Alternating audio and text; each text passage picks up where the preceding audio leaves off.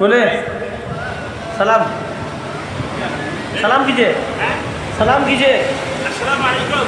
ওয়ালাইকুম আসসালাম আল্লাহর তৌফিকে আজকে আমরা কেরালার কালিকাট জেলার লাসসীমা সাগর যেটা শুরু হয়েছে এই সাগর পরিদর্শন করার জন্য আসছি।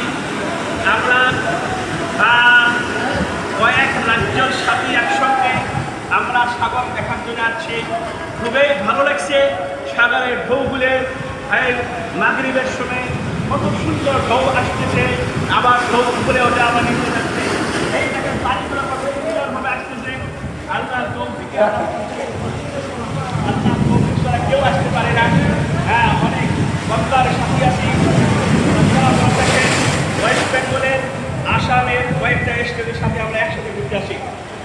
আল্লাহর কি কুদরতি বস্তু, আল্লাহর কুদরতি বস্তু মানে পাহাড়, বড় বড় সাগর, এগুলো আল্লাহ তাআলা এগুলো নিয়ে আল্লাহর কুদরত নিয়ে গবেষণা করতে আল্লাহর হুকুম দিয়েছে।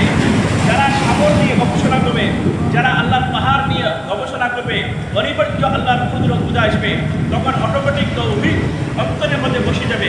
কারণ আমরা এইসব আল্লাহর কুদরত দেখি, কুদরত নিয়ে আমরা চিন্তা করি না, এই জন্য আমাদের ঈমান পিছনে যায়।